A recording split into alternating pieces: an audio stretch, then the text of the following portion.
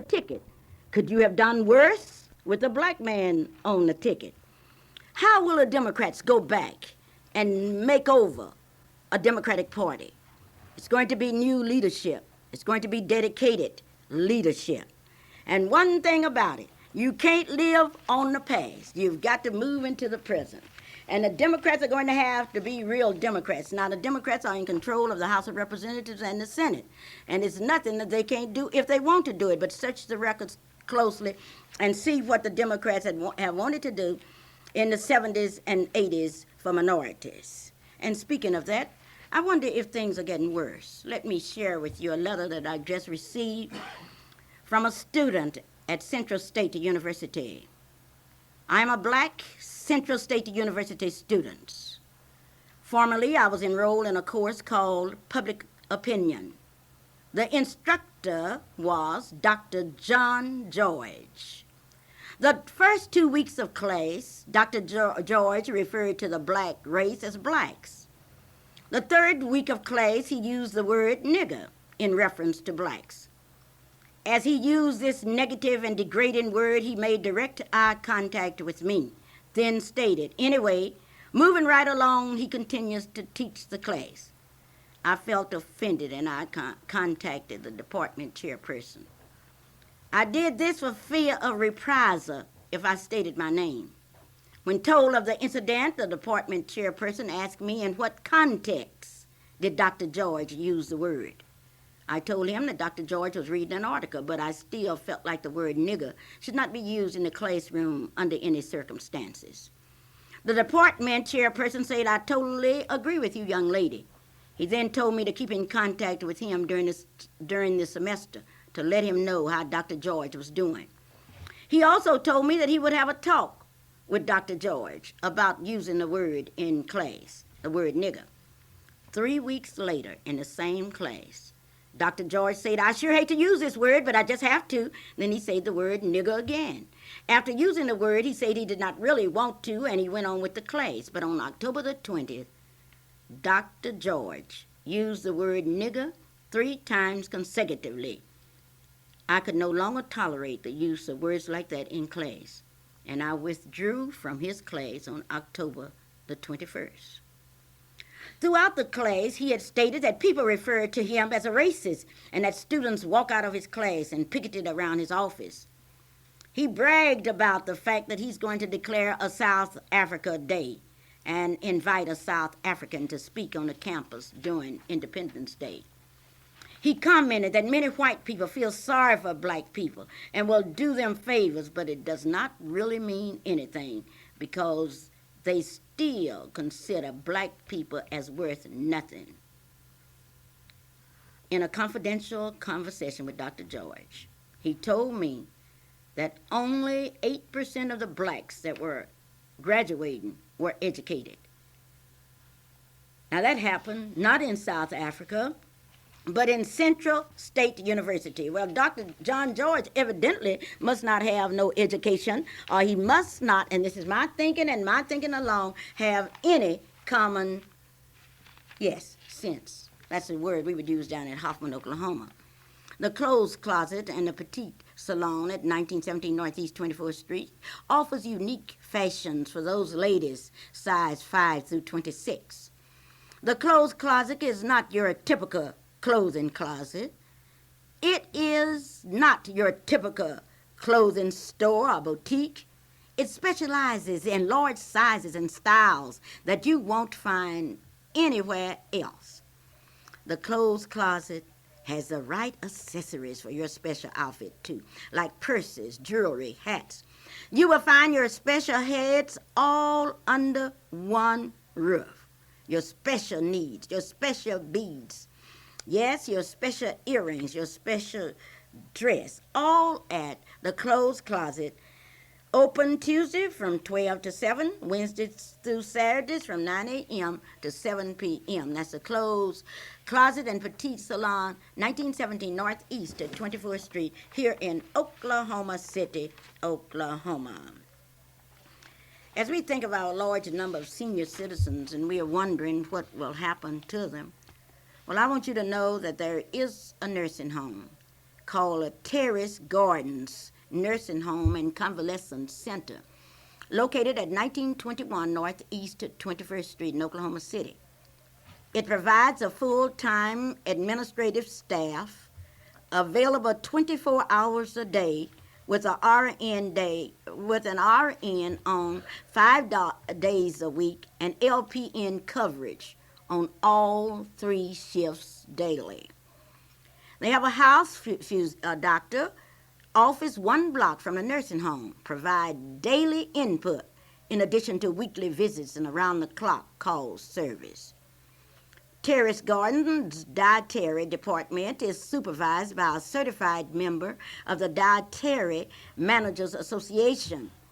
It concentrates on needed diets and specialty items for all residents.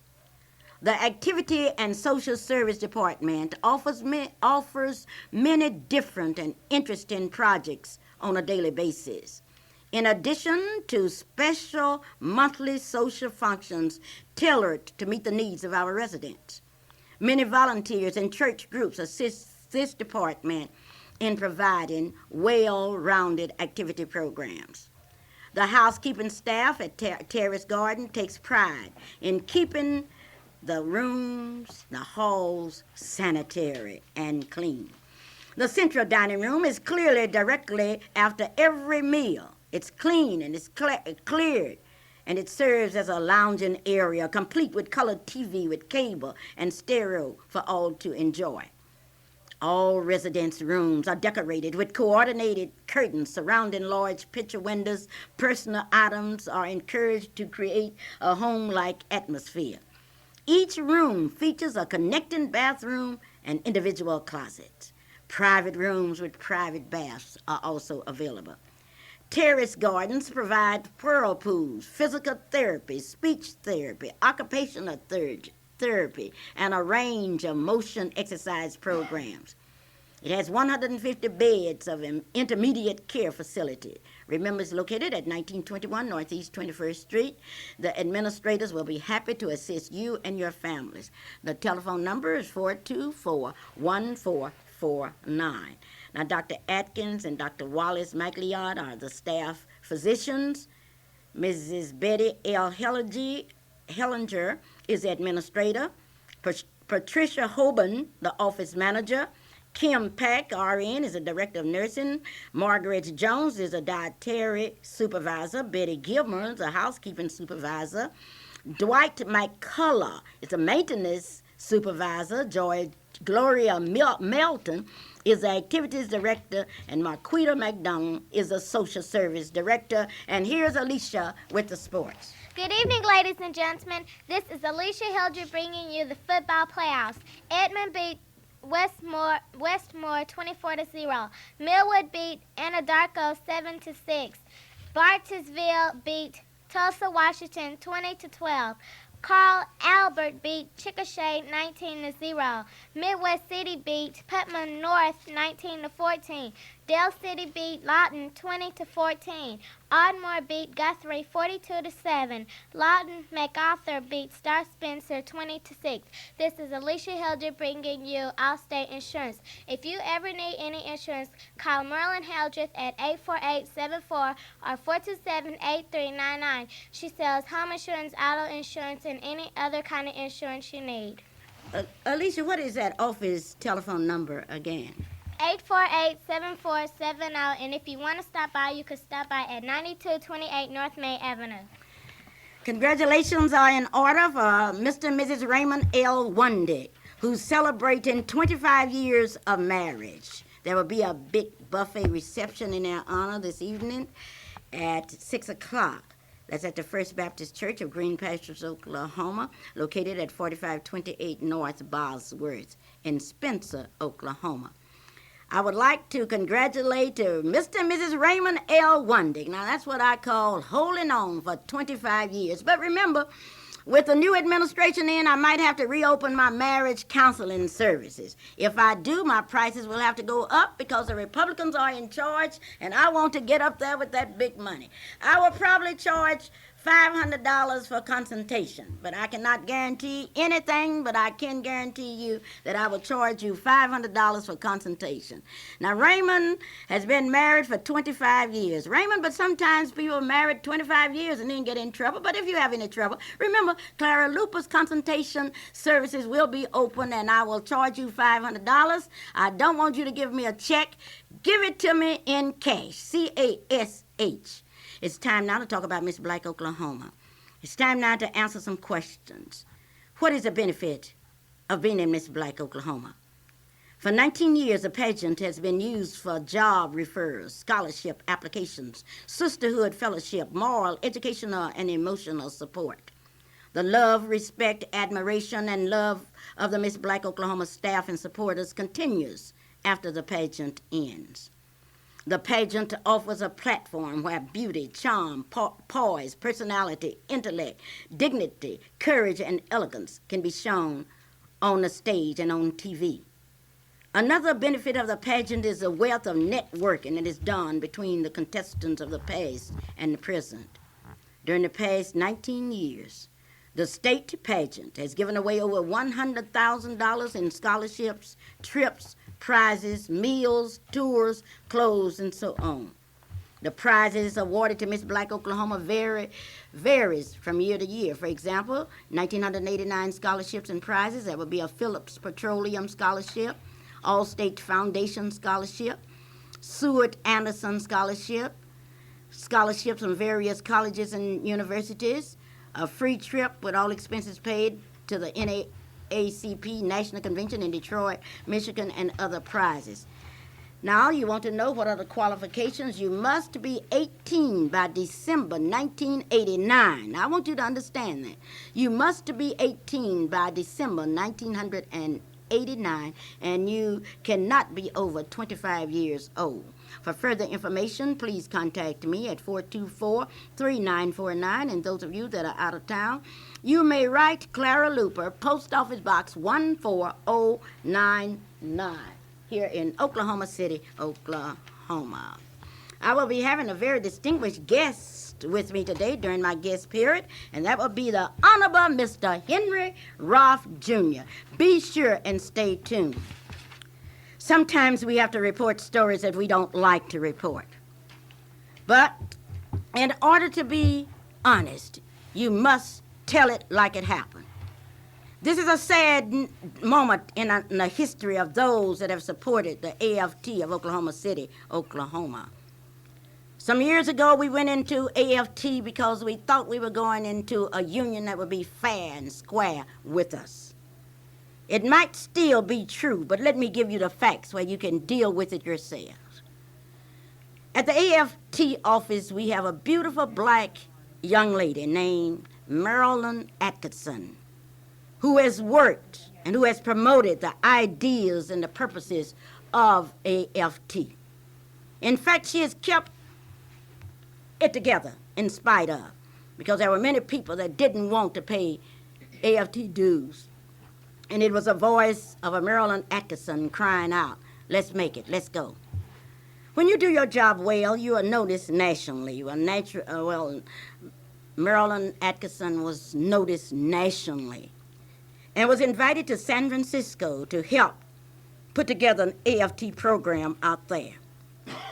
An honor for Oklahoma City, an honor for AFT, an honor for the blacks that have never had this kind of opportunity before. But ladies and gentlemen, let me tell you what happened. She asked for a leave of absence, and the executive committee of AFT that represents you and me say to her, with the exception of two beautiful black people that were on that committee, they say to her, you cannot have a leave of absence. If you go, you will lose your benefits. When you return back to Oklahoma City, you will have to go back to the classroom. We will no longer want your services. Now, I couldn't believe it when I heard it. I called Mrs. Turner, who is the paid president of AFT, which means she teaches school at Grant, or she's a librarian at Grant High School in Oklahoma City, and after school she goes to the AFT office and work, and they pay her over $100 a week. Mrs. Turner, the president of AFT in Oklahoma City, told me that they voted not to allow Mrs. Marilyn Atkinson, a devoted, committed, well-qualified representative of AFT, to work. They would let her go, and they would give her a reception on Monday, and they want everybody to come to the reception. But they will not give her a leave. I say to Mrs. Turner, what are you saying? And she said, we won't. If she goes, I say, suppose she had been white. I could see the headlines of the AFT paper. Oklahoma City teacher selected to go to San Francisco. I said, you must think black people are crazy. Don't you think we can see through that? It's racial to the core. And there are black and white teachers in Oklahoma City that are not going to put any more money in AFT unless they go back and look and see what they have done. Good afternoon, Mrs. Clara Luper. I'm glad I'm listening on this. Am I hearing correctly, Mrs. Luper? Now, wait 1 minute. You couldn't be talking about that organization that you've been standing up for, fighting for, and say, lady, you ought to join this. This is the thing. And you mean to tell me you are telling me this about your organization? The what, Miss Luper? Sure, I'm telling you that. My organization, the AFT, because I got on this radio, I appeal to teachers to associate with AFT. Join it, pay that dues, and do all of that good stuff. Now, what do you say? You could repeat that again. Let me hear it. I am saying that Marilyn Atkinson, a beautiful, talented, committed, dedicated teacher. She must not been an AFT member. Not only she's an AFT, she has worked and encouraged others to come on. And she had a chance to go to San Francisco, and the AFT said to Marilyn, you can go, but when you come back, you won't have a job. And you know what? Mrs. Turner had the audacity to tell me. I'm not going to believe it, but you tell me. She told me. I said, well, why? And you are too. Sure, I'm an AFT, and I know what I'm talking about. What did she say? She told me that they couldn't find anybody to take her place. And they had to give the national an answer one day. That's what she told me. Now, she expected me to believe that. She doesn't understand that I'm from Hoffman, Oklahoma, and in Hoffman, Oklahoma, we learned how to read. And that was a mistake that white people let happen when they taught us how to read. I can read that as plain, and it spells racism, racism. Oh, Mrs. Luper, now you're not going to make me believe your organization that you tried so hard for me to join. And you didn't hardly want to speak to me because I didn't join your organization. And now your organization is turning their backs on AFT members. Ms. Luper, are you telling me this? This is hurting my heart. Well, I'm telling you what's happening. You remember I got out of OEA when they didn't elect Jesse Moore. You remember that? Yes, I remember And I that. got out because Oklahoma City teachers did not vote for Jesse Moore and found somebody better qualified than Jesse Moore. Now, you sitting up here talking and laughing at me. Sure, you should laugh at me. If I continue to be a big enough fool to pay my union dues and for them not to give Marilyn Atkinson a leave, you should laugh at me. That's Go right, on. because And suppose should you would cry have asked me. for a leave. Lord, if that had been you, Ms. Luper, I'd have just been out there jumping. I said, see, I told you so. I told you so. But you just going to make me believe that AFT is just a thing. And Ms. Hunter, you just got to join AFT. But I didn't believe it from day one.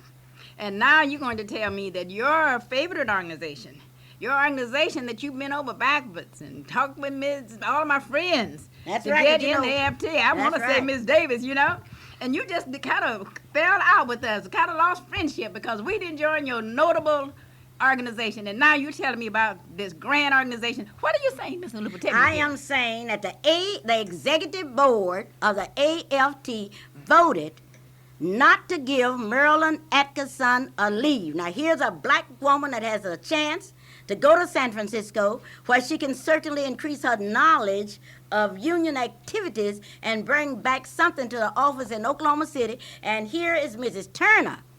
Not Dolly Turner. I'm talking about Mrs. Turner at Grant High School, who is the paid president, who makes $100 a week or more after she finishes teaching, said no. And what made me so mad, I don't like what the other teachers did, how they voted illegally, the other officials. But maybe they wanted you, Ms. Luper. Maybe they wanted you to go. Maybe that was it. No, when Did you recognize okay, that?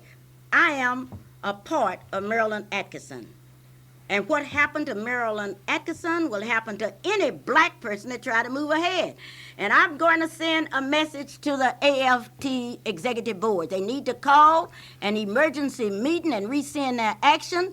And anytime they tell me they can't find a substitute, I would like to publicly say that they have misrepresented, they have twisted the truth. And if I were down in Hoffman, I would say they have told a falsehood. That's right, because Mrs. Luper, I remember when the teachers were out on strike, you know, all the AFT people were out on strikes and all of this, and they found substitutes. Well, they just went all out in the community and said, if you want to make $50, come on and work. And they paid them for working, and you mean to tell me they used those substitutes then? And you didn't even have to have a degree. If you wanted to work, you went and worked, and I know some of them that did. And you mean to tell me, now all of those graduates that we graduated last year in May, year before last in May, that's out there hounding and looking for jobs, because I know a girl with a master's degree that drove the bus all last year. Now you mean to tell me they can't find a sub when they found them back then? Now, well, wait a minute. Well, that's what Miss Turner told me. That's your favorite argument? Okay, now that's sure, I will not disclaim the AFT like I didn't disclaim the OEA until I felt they discriminated against Miss Jessie Moore. I guess I was the most angriest person there because Mrs. Moore had worked so hard for OEA, ran for president, and she couldn't even carry the Oklahoma City OEA. That's just like those Democrats that said we can't go along with Jesse Jackson. Boy, you should have seen how they were looking. They couldn't go along with Jesse Jackson. Well, the ALT is trying to pull this on somebody. They can't go along. If she had been white, they would have had an article in the paper. Oklahoma City ALT officials has been selected to represent the national office in San Francisco. But they came up with all of those roles, all of those rules and reasons. I'm going to the reception, but I'm not going to drink any of their tea. I'm not going to drink their coffee. I don't want their cookies and crackers. I'm going there and I'm carrying me a sign and I'm going to say, Marilyn Atkinson back, please. And if they say no, I'm going right in, sign a slip, and I won't pay another dime into AFT. Ms. Luper, all you want you to do is tell me when the reception is, because I'm going to drink all the tea. I'm not going to eat that day. So I can drink all the tea that I can hold. I'm going to eat all the cookies that I can eat. What else are they going to serve? I don't know what they're going to have some hors d'oeuvres, I'm sure, but whatever they have, I don't want. Well, I'm going with me a big sign, and I'm saying, justice for all. And I know one thing. It's one lesson Martin Luther King taught us well. Don't ever pay anybody to insult you. Now, when they say that Marilyn Atkinson could not get a leave, they insulted every black that had died for freedom. They insulted all of the blacks that have fought for freedom. They insulted all of the little black children that are trying to get to be like Miss Marilyn Atkinson, and they have bitten off more than they want to chew. Your favorite organization. Well, I can say one thing. My favorite organization is wrong. And you know when I thought it's wrong. I'll admit it, that they are wrong on the Maryland issue. They were also wrong on that contract where if you are absent consecutively, like you're absent on Monday, that Monday is a different. I didn't like that part. But let me tell you what else happened to me this week. What else happened to you, Mrs. Oh, we went down. Not with your organization. We went down and we voted on a contract. We got a $1,000 raise, a $400 bonus. Wasn't that good? But then they showed us something the next day. Do you realize what happened the next day? No, that must have been good. Was that good? The next day, the representatives who worked 3 months a year got a $12,000 raise. What? Yes. Now, let me tell you something about those representatives and senators. They have a $12,000 raise. But how long do they work? They 3 months. 3 months. They work 3 months a year. Miss Luper, 3 months. 3 and months. You all work 9 months full time and then put in extra time, because I remember when I was in the school system, Ms. Luper, when I got through teaching at the end of the day, if it was a football game, I had to serve 36 football boys and their coaches and sponsors an evening meal, which would be at 4 o'clock. They would play the game that night. Then I would return after the game that night, and I had to serve the team a meal after the game that night. And all of that was for free. If you sponsored a years of of service. And you mean to tell me they gave them, how much did you say? $12,000 a year. $12,000 raise in a year. I didn't get $12,000 raise in 8 years, 10 years. Okay, well, see your representatives and senators. These are the people that make the laws. These are the people that sit out there in an air-conditioned building while the poor teachers work in the heat in the summertime and the cold in the wintertime where the buildings are leaking. And they gave, where the classrooms are overcrowded, where the supplies are limited, and they gave us $1,000 raise. We have to go to school. We've got to keep up. We've got to make staff development points. They gave us $1,000 raise. Won't give us a bonus to March because they got to get the interest on that money. And gave the representatives and the senators a $12,000 a year raise. Now, that's the second time I've heard raise that I felt wasn't quite deserving here in Oklahoma City. That's the second time I've heard that. Now, I just can't hardly believe my ears. Well, certainly you can believe this. Sherry's Cleaners is located at 4905 North Martin Luther King Avenue. It's the best cleaners in Oklahoma City. You can put your clothes in the morning and get them out in the evening. Mr. and Mrs. Carlos Williams are the owners, and they operate the best cleaners in Oklahoma City. All we say, if it's cleaning, you need not to worry. Just go to Sherry's Cleaners and let Sherry do it. Sherry's Cleaners located at 2905 North Martin Luther King Avenue. We need some new eyeglasses. Well, if you need some eyeglasses, all you have to do is call Dr. A.L. Dowell. The telephone number is 2350536. Don't worry about your eyes. Let Dr. Dowell look into your eyes, and if you need glasses, Dr. Dowell will take care of you. Call Dr. A.L. Dowell, 2350536, in Oklahoma City. People are still talking about the Circle J Mini Market and Ice Cream Store, located at 1600 Martin Luther King Avenue. This is a store that features Bluebell ice cream. You may purchase all of the ice cream that you want, along with banana splits, sundaes, melts, and shakes at Circle J Mini Mart. You may purchase hot and cold sandwiches, all at Circle J Mini Mart and Ice Cream Store. And I know our representatives and our senator will go there because they got $12,000 raise. Now, be sure and go to Circle J Mini Mart and Ice Cream here in Oklahoma City, Oklahoma. This is the Clara Luper Radio Show, and Henry Roth Jr. will be with us on the second part of our program. Tom's Oaklawn Barbecue is a home of satisfied customers. For those who demand the very best, we specialize in barbecue ribs and delicious barbecue beef sandwiches, served with smoked baked beans, potato salad, and coleslaw. Tom's Oaklawn Barbecue is the original, others duplicate. Open at 10 o'clock in the morning, close at 8 p.m., and you may purchase barbecue every day, including Sunday, except Monday. Tom's Oaklawn Barbecue is located at Northeast 10th and I-35. Just think, Tom's Oaklawn Barbecue has been at the same place for 29 years. For 18 years, the same employees that specializes in fast services will serve you. Remember, go to Tom's Oaklawn Barbecue, and remember, you heard it on the Clara Luper Radio Show. RD's Barbershop specializes in haircuts for men and women, curls and perms, special haircuts, all at 2712 North Kelly. Johnny Harrod and R.D. Hayes are trained to take care of you, all at R.D.'s Barbershop here in Oklahoma City, Oklahoma. Lady, the representative. Now, you don't need no education to be a representative. All you got to do is get a few votes, and you can get $32,000 a year, plus a lot of free dinners, all at the state representative. They talking about teachers should take tests and what all should have. What kind of tests did they take? They took a financial test, and Governor Bell appointed a committee that was already stacked that gave them that raise. This is the Clara Luper Radio Show.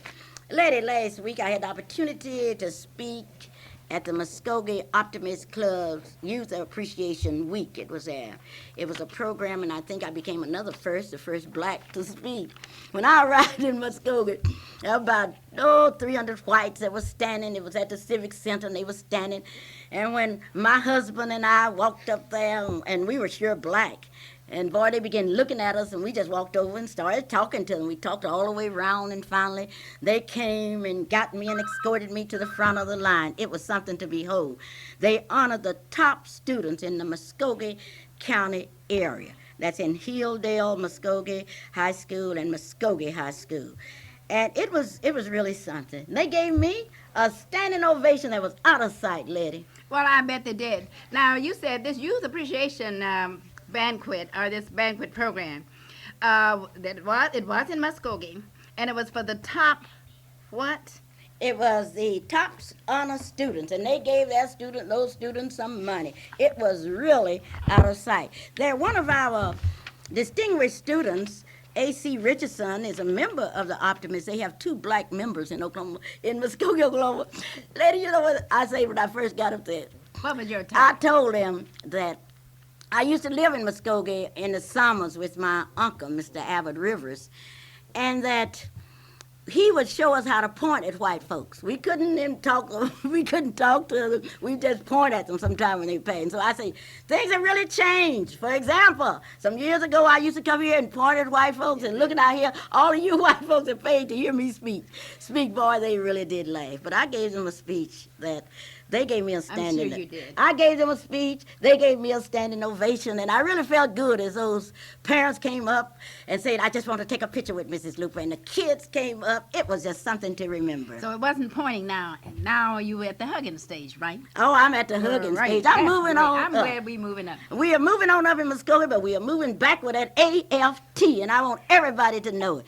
I know you don't like what I say, but if you don't like what I say, one thing, you don't like what I do, because you'll never take another dime out of my check. Oh, Miss Luper, don't say that. Oh, I don't Because pay nobody You to know, we insult all me. we make mistakes. Sure, and we make mistakes. Maybe come Monday they will think about it and they've heard what you have to say. I hope so. I didn't hear it on the radio because I was wondering if we were getting a little, having a little trouble, but maybe not. If the audience out there is really hearing us, I hope they all are, and not having a little radio static coming in. And I'm sure they're going to tell them, and they might go and pray over it, Mrs. Luper. They better pray over it. They better pray to go on. on and let her get a leave and bring honor to our state. But I thought you entitled to a leave. According to the contract when I was there, you could get a But leave. this is where the AFT, now, I'm not talking about the Board of Education, I'm talking about the AFT. AFT. And here's Onita with our funeral and death announcement. Ralph Funeral Home announces the following services. Services from Mr. Jimmy B. Lewis of 1912 Northeast Grand Boulevard is pending with the Ralph Funeral Home. Ralph Funeral Home announces the services of Mr. Donald Lewis, 1207 29 Northeast 36. Will be Tuesday at 10 a.m. at the St. James Baptist Church. Temple Funeral Home announces the following services. Services for Mr. Paul J. Musserfield of 437 Showalter Drive. Will be Monday at 11 a.m. at the Evangelistic Baptist Church. A funeral service for Mrs. Sarah Thompson of 2245 Hardin Drive will be Saturday at 11 a.m., and they did not give me the place where that would be. Funeral services for Mr. James Lloyd of Oklahoma City will be Monday at 2 p.m., and that will be graveside service at the Trice Hill Cemetery. Services from Mr. Lewis Walker of Oklahoma City is pending. Funeral service from Mr. Robert McDaniel of Denver, Colorado is also pending with the Temple Funeral Home. Funeral service from Mr. Autry Daniels of Oklahoma City is pending with the Temple Funeral Home. McKay and Davis announces the services of Mr. Douglas Browning of 2321 East Park Place. Will be Wednesday at 11 a.m. at the Allen Chapel Methodist Church. We would like to say to the families this evening, as we extend to you our deepest sympathy, you mustn't tie yourself to them with tears. Be happy that you had them for so many years. So grieve a while, for if grief you must, then let your grief be comforted by trust. It's only for a while that we must part. So bless the memories within your heart. And back to Clara. Thank you, Onita. It came like a tornado in an early spring. It came like a clash of thunder when we heard of the death of Douglas Brown. It seems quite interesting that on Sunday night, Douglas Brown called me. That time he was in St. Anthony's Hospital. And he said, Clara, I want you to come out to the hospital to see me. I said, okay, I'll be there. And then he began to relive some of the great moments in our history. Moments when we participated in the sit-in movement, the sanitation strike. Moments when we stood together and fought for a better city through the areas of politics, education. He talked about the Soul Bazaar and how much he had enjoyed being there every year representing the county assessor. He asked me about Soul Bazaar 89, and I told him that it would be back to the Y, and he was so proud to have it in the northeast part of Oklahoma City. Yes, I talked to Douglas Brown, and I promised him that I would come out to the hospital, and on Thursday, I went out to the hospital immediately after school. When I arrived to the information desk to find out his room number, the lady looked so funny. And she told me to go up on the 7th floor. When I arrived on the 7th floor and announced my name, they sent out a special nurse to take me in a room and talk to me, and they told me that Douglas Brown was dead.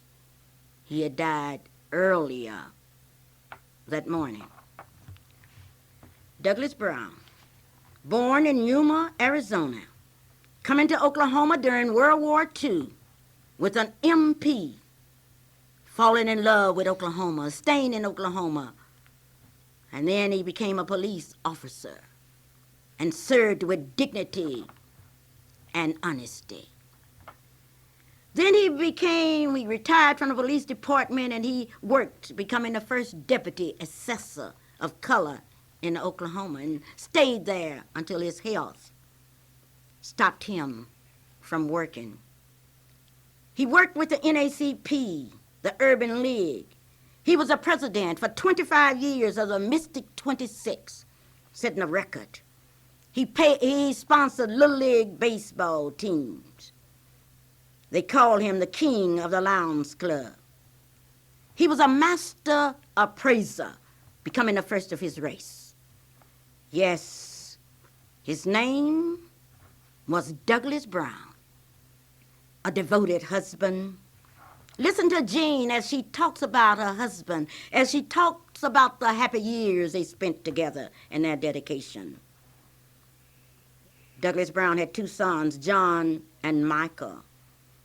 4 sisters, Gladys Edwards, Helen Bass, George Woolfolk, Gwendolyn Bullocks. 2 brothers, Herman Brown, Howard Brown. His relatives are coming in from Lower Lake, California, Compton, Long Beach. Friends call him from all over this state. Douglas Brown, a faithful, devoted member of Allen Chapel AME Church, where Onita told you that the services will be held Wednesday at 11 a.m. I never shall forget, Letty, when we were making our movie, and I put out an appeal. Douglas Brown made arrangements for us to shoot a church scene at his church, Allen Chapel. And I know in years to come, when people look at that movie, they will remember Douglas Brown. How do you say thank you? How do you express your love? And sometimes I think that we make so many mistakes because we really don't take time and tell people how much we love them. And we really don't know how much we love them until we realize that never again will we have a Douglas Brown to call on to help send young people to conventions, to help young people. I don't know. You knew Douglas, didn't you? Yes, I did, Mrs. Luper. He lived in Carverdale, and that's just why I got to know him. And he was also a member of the club that my husband belonged. So I had an opportunity to meet him personally because he would come into our home when we would have club meetings and services. And I knew him in the community in which he lived. And today we extend our heartfelt sympathy to his wife and also to the family. And we regret so very much that the community is losing a wonderful, wonderful citizen from their community, and that is Carverdale's community. And I'm also extending a heartfelt sympathy to the people in the community who knew Doug Brown. Thank you, Doug Brown. We know you're in heaven today, and we know heaven is richer. While we will miss your smile, we will miss you. We think of you as that person that pushed us on. When other people would doubt us, you had confidence in us. Hello to the young people at Quail's Youth Roundup. You're having a Youth Roundup 88. You started this morning. You have received a welcome from Miss Moulton, who is the coordinator of the youth ministry. You have listened to music and you've joined in with Marzetta Leverett, Francis Anderson, and others. You have listened to a worship and praise service with Tim Sigler from Langston University. You will be looking into the future in your career development, and you will have a workshop on self-esteem, who needs it, and this is all at the Quails Methodist Church. And I will be there to rap with you at 4:30 p.m. today. You're going to a big party. It's going to be a pizza party tonight, and I know you're proud of your church and what your church is doing for you. Today, I'm very fortunate to have a young man that is certainly another page in the history of Oklahoma. A young man that I have admired and I have loved. In fact, I call him my child. It just happened that his parents are Mr. and Mrs. Henry Roth, but he's still my child. How are you today, Henry? Doing very good, Miss Luper. How are you doing? I am really happy that you are here. I wanted you to come today because we are launching our holiday season, and you have always extended greetings to us on behalf of your company. But I wanted you to tell me just a bit about the Roths. Who are the Roths anyway? Who are they? Well, we're a family that has lived and worked in the community for over 53 years. My father is Henry Roth Sr., and my mother is Ms. Elizabeth Sis, which most people know her as Sis instead of Elizabeth Roth. And I have a daughter, Clara, who is 4 years of age. And as I say, we have been doing business in the community as Roth Funeral Home for over 53 years, but also my grandfather, Robert H. Roth, was a businessman who owned a broom factory here in Oklahoma City that had brooms that went all over the country. And I'm the third generation. I have my own business. I have my own insurance agency, and I'm very proud of that. All right, now you are telling me that your dad came here during the pioneer days. How in the world could a black man get a broom factory? Well, my grandfather was a very innovative person who worked very hard and had the ideals and the foresight to be able to do this. Well, how have you all kept the family together all of these years? Well, by trusting in each other and working very hard together and discussing things before we did it. Okay, now you mean to tell me that Henry Roth Sr., John, and what's the other Roth's name? Well, there's John Roth Jr., there's John Roth III. Also, there's John H. Adams, who was my cousin. His mother was my father's sister. Her name was Martha Adams. Okay, so all of you get together, and you don't have any family fights? I didn't say that. Okay, you didn't say y'all didn't have no family fights, but you must not have no business, because I know some family, when they start fighting, they don't get back together. I'll tell you, and that's true. Now, for 52 years, I understand that you've been in business. Yes, ma'am. Who is now the president of the Roth Funeral Home? Henry Roth Sr. is the president. Now, are all of you trained embalmers and funeral directors? Yes, each one of us has completed the required course at Central State University, and we are all licensed as funeral directors and embalmers here in the state of Oklahoma. I'm from Hoffman, Oklahoma. We didn't have a funeral home in Hoffman. But what's the difference between an embalmer and a funeral director? Well, if a funeral director is actually the gentleman that sits down with the family, makes the funeral arrangements, discusses the Social Security, VA benefits, where an embalmer is the gentleman that actually does the embalming. Now, in some states, in some different regions, there is a designation between the funeral director and the embalmer, where pretty much in Oklahoma and this area, usually the funeral director is an embalmer and vice versa. All right, now I understand that when you first started, you started in a little white shotgun house. Is that right? That's correct. We started at 4th and High, and in October of 1958, we moved to Northeast 10th Street, 1801 Northeast 10th, which was later, the name was changed to 1801 Robert H. Roth Avenue after my grandfather. And in May, second week of May, we moved to our new facility at 2936 Northeast 36th Street. Why did you move from 10th Street to 36th Street? Well, we had outgrown our old facility. We had been there approximately 30 years. And if you don't grow and move on, then you become stagnant and go backwards. What do you see as far as a future for your business? Well, we hope to stay together, work very hard, and become prosperous, and to provide the community with the service that it is required of us to provide and that it deserves. We have had recently a large number of people that have died without any insurance. How do you get some burial insurance with your company? Well, first of all, it's sort of sad that this type of thing happens because there are all type of insurance plans. We can write people up to age 90. I can also write people that have... When you say you can write a person a burial of insurance up to 90? Life insurance Life that insurance? can be used to bury the person. We can write it up to age 90. Also, many companies, I can write people in some companies that have high blood pressure and sugar. And you can write a person with high blood pressure and sugar? This is correct. Can you write one with cancer? In some cases, I can write people with cancer. Each person is an individual case. I write with 5 companies. Also, recently, I have started writing with the Allstate Insurance Company with Mrs. Marilyn Hildreth. Oh, that's great. That's great. And you can do all of that. This is correct.